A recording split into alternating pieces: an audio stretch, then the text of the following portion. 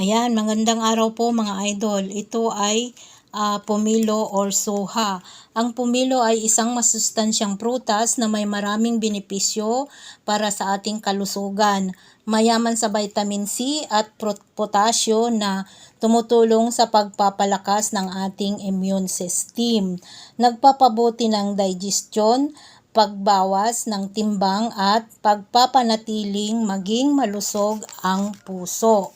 At ang pumilo ay maaari ring makapagpapagaan ng plema at makapagpabawas ng pamamaga ng lalamunan. Nakakatulong ito sa panahon ng pagbubuntis.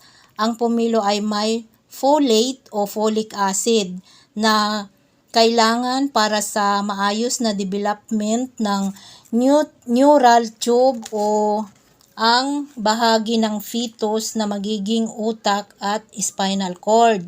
Ang kakulangan sa folate ay maaaring magdulot ng birth defects na tulad ng spina bifida o ang hindi pagsara ng maayos ng spinal column.